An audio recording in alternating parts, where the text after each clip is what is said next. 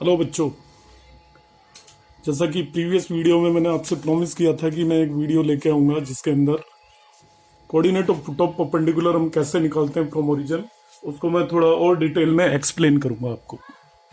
क्योंकि last video में problem आ रही थी, वहाँ पे पीडीएफ में थोड़ा अच्छे से वो एक्सप्लेन नहीं हो पाया। तो मैं इस पर्टिकुलर एक क्वेश्चन को ले लिया है मैंने, एनसीईआरटी का ये क्वेश्चन है और इसमें हम करेंगे find the coordinate of foot of perpendicular from the origin to this plane. तो बच्चों ध्यान से समझने की बात है, करना क्या है बेसिकली हमें, ये मैंने कोई भी एक प्लेन ले लिया, क्लियर। ये एक पॉइंट है जिसको मैं बोल रहा हूं origin, 0 0 0, this is origin. Origin से इस प्लेन पे एक परपेंडिकुलर ड्रॉ किया, तो परपेंडिकुलर इस पर्टिकुलर पॉइंट पे इसको आके मिलता है, जिसको हम बोलेंगे फुट ऑफ परपेंडिकुलर। ठीक है, तो ये पॉइंट हमारा फुट ऑफ परपेंडिकुलर हो गया, ये ओरिजिन है। और इसको सपोज मैं ए मार्क कर देता हूं, तो इस पॉइंट के कोऑर्डिनेट हमें निकालने हैं, दैट इज आवर ऑब्जेक्टिव। तो जिस पॉइंट के कोऑर्डिनेट निकालने हैं हमें, we let that point as x1, y1, z1। तो हमने क्या लेट कर लिया, let foot of perpendicular is FOP। Foot of perpendicular short form में लिख रहा हूं, FOP is x1, y1, z1। अब फुट ऑफ परपेंडिकुलर निकालने के लिए सबसे पहले आप इस पर्टिकुलर प्लेन को नॉर्मल फॉर्म में कन्वर्ट कर लीजिए। इस प्लेन की इक्वेशन है, जो मैंने प्लेन माना है उसकी इक्वेशन है x + y + z = 1। तो नॉर्मल फॉर्म में कैसे कन्वर्ट करते हैं हम, under root of coefficient of x square, जो भी x का कोफिशिएंट है उसका स्क्वायर, प्लस y का कोफिशिएंट स्क्वायर, प्लस z का कोफिशिएंट स्क्वायर, इन तीनों के कोफिशिएंट के स्क्वायर के अंडर रूट से √3 आया। इस कंप्लीट इक्वेशन को डिवाइड कर दीजिए, we will have normal form. तो नॉर्मल फॉर्म बच्चों इस प्लेन की आ जाएगी x/√3 plus y/√3 plus z/√3 = 1/√3। अब ये ठीक है सर, नॉर्मल फॉर्म आ गई, अब क्या करें। तो बच्चों नॉर्मल फॉर्म में जो भी x y z के कोफिशिएंट होते हैं, ये नॉर्मल फॉर्म होती है आपकी प्लेन की, LX + MY + NZ = D। तो आपको एकदम याद आ जाएगा, हाँ नॉर्मल फॉर्म में जो x y और z के कोफिशिएंट होते हैं उन्हें हम डायरेक्शन कोसाइंस बोलते हैं। किसके डायरेक्शन कोसाइंस बच्चों, इस प्लेन के परपेंडिकुलर यूनिट वेक्टर के, इस प्लेन के परपेंडिकुलर के डायरेक्शन कोसाइंस हैं ये एलिमेंट। नॉर्मल फॉर्म में यही होता है। आप कहेंगे ठीक है सर, तो 1/√3 x का कोफिशिएंट, 1/√3 y का coefficient and 1/√3 are direction cosine, जिसको डीसीज बोल देते हैं, of normal to plane. Normal to plane कहेंगे ठीक है sir, normal to plane direction cosine निकाल लिया हमने और समझ में आ गया कि इसको नॉर्मल फॉर्म में कन्वर्ट करते ही हमें नॉर्मल प्लेन के डायरेक्शन कोसाइंस आ जाएंगे। अब आगे क्या करना है, अब आगे हमें इस OA का जो हमने परपेंडिकुलर ड्रॉ करा है ओरिजिन से, इसके DRs निकाल लीजिए, डायरेक्शन रेशियोज। तो डायरेक्शन रेशियोज निकालते हैं हम DR के, direction ratios of OA। What is OA, perpendicular to plane. तो बच्चों डायरेक्शन रेशियो सीधा सीधा होता है difference of x coordinate x1 - 0, difference of y coordinate y1 - 0, difference of z coordinate z1 - 0। आप कहेंगे ठीक है सर, ये डायरेक्शन रेशियोज आ गए, x1 y1 and z1 are the DRs of this OA। अब ध्यान से सोचिए, अब ये जो 1/√3 1/√3 1/√3 है, ये डायरेक्शन कोसाइंस है इसी लाइन के, और जो x1 y1 z1 है वो डायरेक्शन रेशियोज हैं उसी लाइन के, सेम लाइन के डायरेक्शन कोसाइंस हैं, सेम लाइन के डायरेक्शन रेशियोज हैं। तो डायरेक्शन कोसाइन और डायरेक्शन रेशियोज का रेशियो कांस्टेंट होता है बच्चों, ये ध्यान रखना है आपको। यदि हम डायरेक्शन रेशियोज को डायरेक्शन कोसाइन से डिवाइड कर दें, लाइक डायरेक्शन रेशियोज के x1 y1 z1 है इस लाइन के, और डायरेक्शन कोसाइंस इसी लाइन के 1/√3 है, तो यदि मैं डायरेक्शन रेशियोज को डायरेक्शन कोसाइन से डिवाइड कर दूं तो एक नंबर आएगा, वो कांस्टेंट होगा यही डेफिनेशन होती है डायरेक्शन रेशियोज की। Direction ratios actually ratio of direction cosines होते हैं। यदि ABC डायरेक्शन रेशियोज हो तो A/L equal to B/M equal to C/N होता है। आप कहेंगे ठीक है सर, बात समझ में आ गई। डायरेक्शन रेशियोज का मतलब ही है कि these are the ratios of direction cosines. तो मैंने ऊपर डायरेक्शन रेशियोज लिखे हैं और नीचे डायरेक्शन कोसाइंस के रेशियो इक्वल है और उसको K ले लिया। अब क्या करें, इससे आप x1 निकाल लीजिए in terms of K, y1 निकाल लीजिए, z1 निकाल लीजिए। आप कहेंगे ठीक है सर, x1 1/√3 आ जाएगा, y1 भी 1/√3 आ जाएगा, z1 भी 1/√3 आ जाएगा। तो लिख लेते हैं इन तीनों को। देखिए आपका x1 is equal to 1/√3, y1 is equal to 1/√3 and z1 is also equal to 1/√3। जरूरी नहीं है कि हमेशा इक्वल ही है, बाई चांस इस केस में ये इक्वल है। अब ये x1 y1 z1 जो हमारा ये ओरिजिनल प्लेन है, इस पे लाई कर रहा है। आप देख लीजिए, कर रहा है ना लाई। x plus y plus z equal to 1 पे x1 y1 z1 लाई कर रहा है। तो इस पॉइंट को इस प्लेन पे लाई करा दीजिए। इस प्लेन को यदि मैं इक्वेशन 1 रखूं तो k/√3 ये x1 हो गया, k/√3 ये y1 हो गया and k/√3 lie on plane 1। आप कहेंगे ठीक है सर, लाई करेगा। तो लाई करने का मतलब क्या होता है कि ये इसको सेटिस्फाई करेगा। तो सेटिस्फाई करने के लिए आप x की जगह k/√3 रख दीजिए, y की जगह k/√3 रख दीजिए और z की जगह k/√3 रख दीजिए। This is equal to 1। तो 3k/√3 इज 1। ठीक है सर, 3k इक्वल टू √3 और k इक्वल टू आपका फिर 1/√3 आ गया। तो जैसे ही k इक्वल टू 1/√3 आया, आपका काम बन गया। आपको पॉइंट क्या निकालना था, x1 y1 z1 ये हमारा फुट ऑफ परपेंडिकुलर था। तो x1 k/√3 आया, y1 k/√3 आया, z1 k/√3 आया, k की वैल्यू रख दीजिए। तो x1 is equal to k/√3 मतलब 1/√3 इंटू 1/√3। k की वैल्यू 1/√3 रख दी तो ये 1/3 आ गया। सिमिलरली बच्चों y1 भी 1/3 आ जाएगा और z1 is also equal to 1/3। तो जो फुट ऑफ परपेंडिकुलर हमारा आना था वो था x1, y1, z1। तो इस पर्टिकुलर क्वेश्चन का आंसर 1/3, 1/3, 1/3 आ जाएगा। आई होप अब आपको ये क्वेश्चन बिल्कुल क्लियर हो गया होगा। निकालने को मैं ब्रीफ में बता देता हूं। आपको सबसे पहले प्लेन को नॉर्मल फॉर्म में बदलना है। उसके लिए under root of coefficient of x square plus coefficient of y square plus coefficient of z square से डिवाइड कर देंगे, नॉर्मल फॉर्म आ जाएगी। उसमें जो भी एक्स वाई जेड के कोफिशिएंट होते हैं नॉर्मल फॉर्म में, वो उस लाइन के डायरेक्शन, उसके परपेंडिकुलर लाइन के डायरेक्शन कोसाइंस होते हैं। तो डायरेक्शन कोसाइंस निकाल लिए। ओरिजिन और ये पॉइंट दे रखा है, इसको यूज करके हम इसके डायरेक्शन रेशियोज निकाल लेंगे।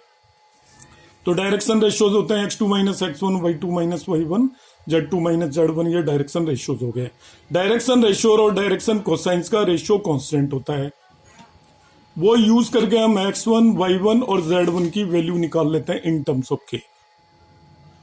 अब ये x1, y1, z1 पॉइंट क्योंकि ये प्लेन पे लाई कर रहा है, इसको प्लेन पे लाई करा देंगे हम। लाई करने का मतलब x1, y1, z1 की जगह पॉइंट रख देंगे प्लेन पे। तो उससे k की वैल्यू आपको आ जाएगी। k की वैल्यू को आप वापस से यहां पे रख दीजिए, you will get the answer. अब ये एक पर्टिकुलर क्वेश्चन मैंने कहा था। एक नेक्स्ट क्वेश्चन मैं ले रहा हूं, that is also very important. Although इस तरीके के आपके मिसलिनियस एक्सरसाइज में भी आप करेंगे 3D की में। तो question number 10, 11 and 12, these 3 questions are of similar type. एक आपका सॉल्व एग्जांपल भी है। तो इसमें मैं आपको क्वेश्चन नंबर तीनों को ही मैं एक साथ बता रहा हूं आपको। All 3 questions, 10th, 11th and 12th question of the miscellaneous exercise. Question number 10, question number 11 and question number 12। आप कहेंगे ठीक है सर, तीनों क्वेश्चन एक साथ कैसे, क्योंकि एक जैसे क्वेश्चन है। Question number 11 and question number 12, all 3 questions we will discuss simultaneously. तो मैं 12th ले रहा हूं। बेसिक कंसेप्ट वही होगा। 12th क्वेश्चन कह रहा है find the coordinate of the point where the line through 3 comma -4 comma -5 line through 3 comma -4 comma -5 and 2 comma -3 comma 1 crosses the plane.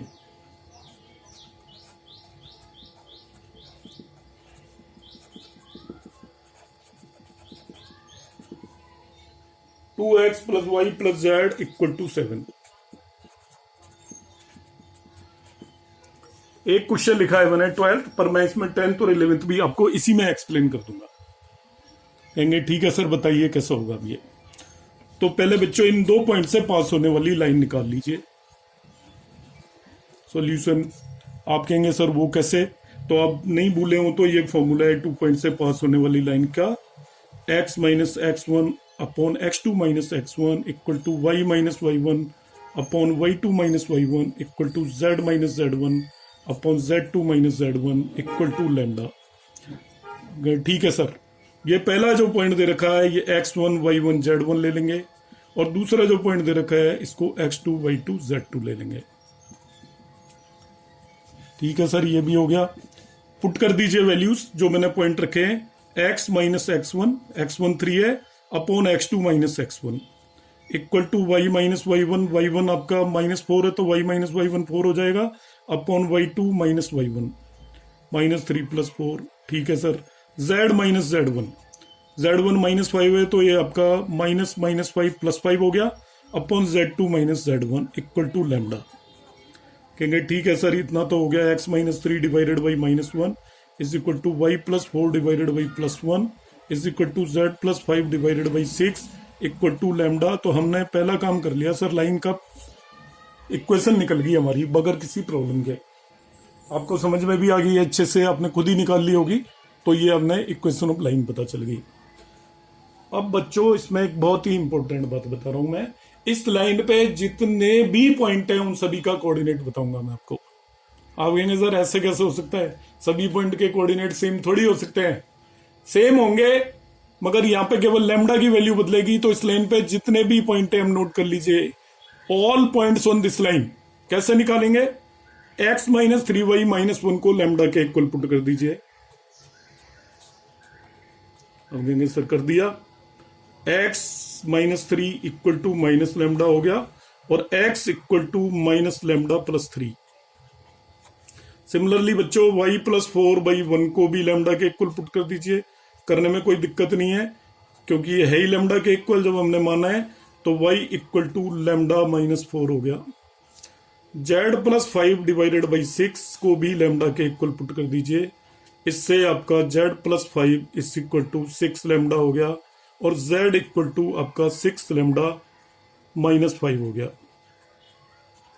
ऐसा ठीक है। ये बच्चों जो पॉइंट आए हैं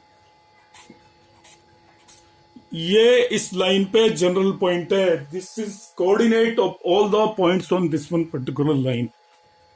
coordinates of all the points ये है आपके।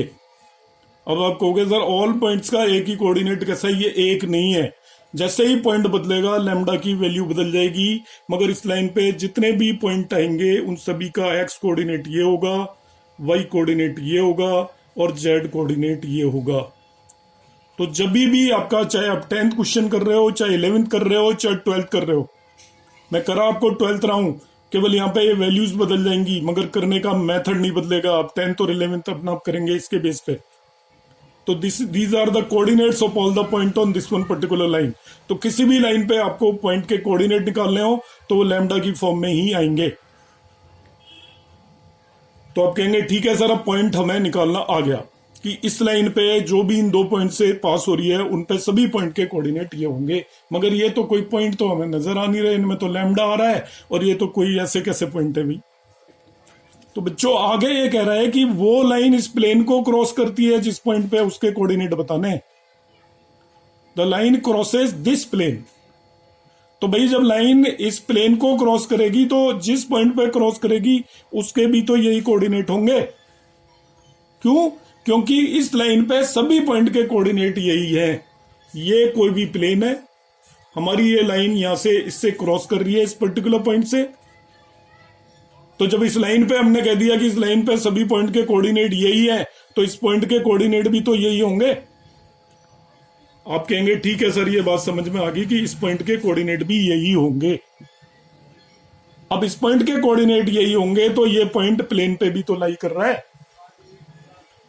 तो इस पॉइंट को आप प्लेन पे लाई करा दीजिए,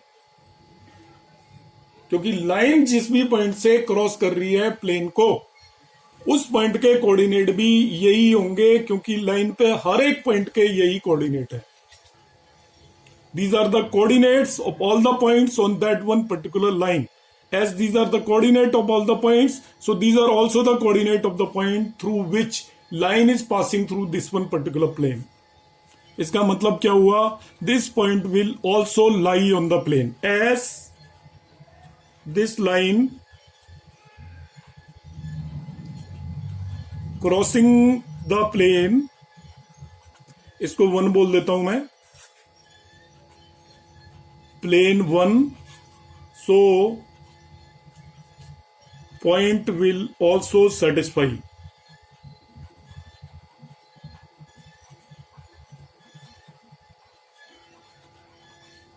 the plane। आप कहेंगे ठीक है सर, समझ में आ गया, क्योंकि जो लाइन है वो प्लेन को क्रॉस कर रही है, इसका मतलब लाइन जिस भी पॉइंट से प्लेन को क्रॉस करेगी उसके कोऑर्डिनेट भी यही होंगे, क्योंकि हम कह रहे हैं उस लाइन पे हर एक पॉइंट के यही कोऑर्डिनेट है। तो जिस पॉइंट से लाइन प्लेन को क्रॉस करेगी उसके भी कोऑर्डिनेट कोई नए तो हो नहीं जाएंगे, यही होंगे। अब क्योंकि ये पॉइंट प्लेन पे भी है तो ये प्लेन पे लाई करेगा, इक्वेशन 1 को सेटिस्फाई करेगा। तो बच्चों इक्वेशन 1 को सेटिस्फाई करा दीजिए। तो x की जगह तो -λ+3 रख दीजिए, x की जगह क्या रख दीजिए, -λ+3 यहाँ पे, y की जगह y कोऑर्डिनेट λ-4 रख दीजिए, और z की जगह हम रख देते हैं यहाँ पे 6λ-5 इक्वल टू आपको दे रखा है 7। ठीक है, ये हो गया -2λ+10, खोल दीजिए ब्रैकेट, +λ-4 + 6λ-5 इक्वल टू 7। अब कहेंगे ठीक है सर, कैलकुलेट कर लीजिए लैम्डा की सारी टर्म, 6λ + λ, ये हो गया आपका 5λ इक्वल टू आ गया आपका, इधर है 10 - 9, 1 बचा, equal to 6। Lambda equal to आपका आ गया 6/5। ठीक है सर, लैम्डा इक्वल टू 6/5। बच्चों कैलकुलेशन आप देख सकते हो, कहीं पे कोई मिस्टेक हो तो यू कैन रीचेक इट, तो मेरा सारा ध्यान इसको कंसेप्ट को एक्सप्लेन करने में। अब आपको लैम्डा पता चल गया, तो कोऑर्डिनेट ऑफ पॉइंट इसमें लैम्डा की वैल्यू रख दीजिए। सो x इक्वल टू हो जाएगा -λ+3, दैट इज इक्वल टू -6/5 + 3, ये हो गया आपका 9/5। ऐसे ही y इक्वल टू आ जाएगा λ-4, मतलब 6/5 - 4, तो ये हो गया -14/5, और z इक्वल टू आ जाएगा 6λ-5, so that is equal to 36/5 - 5, so it is equal to 11/5। आप चेक कर लेंगे, this will be the point at which the line will cross this one particular plane. अब मैं आपको इसी पर्टिकुलर उसमें जल्दी से जो मैंने कहा था 10th 11th प्रॉमिस किए थे वो क्वेश्चंस बताता हूं, और 10th 11th आप देखने में ही देख के ना करें, अपने आप करने की कोशिश करें। एक 10th क्वेश्चन मैं बताता हूं, 10th और 11th दोनों एग्जैक्टली सेम है, तो दूसरा क्वेश्चन आप जल्दी से खुद ही कर लेंगे। क्वेश्चन नंबर 10 पिक कर लेते हैं। देखिए 10 में क्या कह रहा है, find the coordinate of the points where the line through 5, 1, 6 और दूसरा पॉइंट दे रखा है 3, 4, 1। Line through this crosses YZ plane.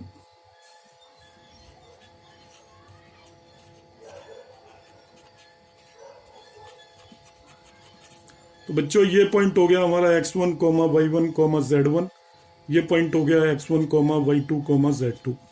कहेंगे ठीक है सर, तो जल्दी जल्दी लाइन की इक्वेशन निकाल दें। लाइन की इक्वेशन होगी x - x1 upon x2 - x1। ठीक है सर, y - y1 upon y2 - y1 and z - z1 upon z2 - z1, ये लाइन की इक्वेशन होगी equal to lambda.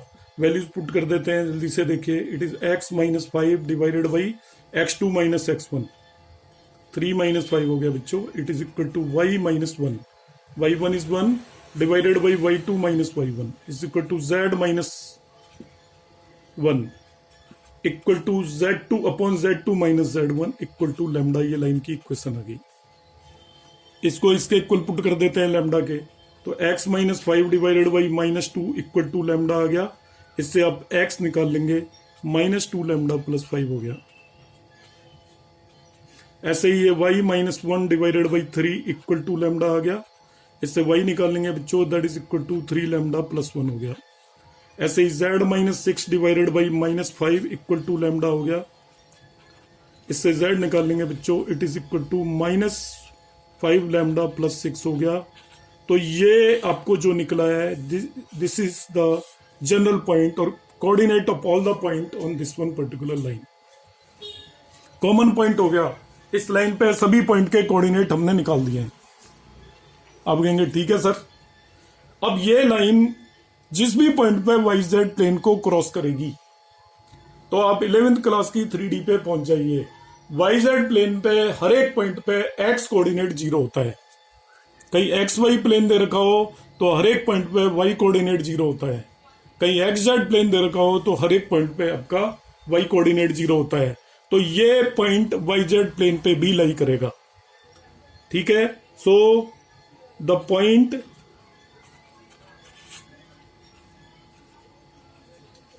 one will lie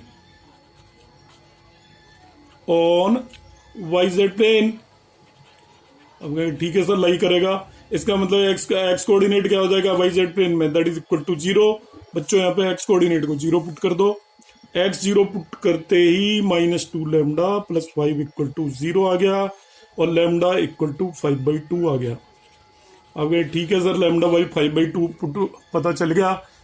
कुछ नहीं है बच्चों, इसमें लैम्डा की वैल्यू रख दीजिए, आपको तीनों कोऑर्डिनेट पता चल जाएंगे। तो एक्स कोऑर्डिनेट तो हमारा 0 था ही, वाई कोऑर्डिनेट निकालना है तो यहाँ पे लैम्डा की जगह 5/2 रख दीजिए। तो ये आ जाएगा 15/2 plus 1 that is equal to 17/2 आ जाएगा। ये वाई कोऑर्डिनेट हो गया और इसमें लैम्डा की जगह आप रखेंगे 5/2 तीसरे वाले में, तो z इक्वल टू हो जाएगा माइनस 25/2 प्लस 6। तो बच्चों ये हो जाएगा आपका माइनस 13/2। तो पॉइंट जिस पे ये वाईजेड प्लेन को क्रॉस कर रही है वो 0, 17/2, माइनस 13/2 हो गया। This is answer. तो इसके बेस पे आप बच्चों क्वेश्चन नेक्स्ट को अपना आप कर लेंगे और आई होप आपका ये डाउट अब क्लियर हो गया होगा। Thank you all.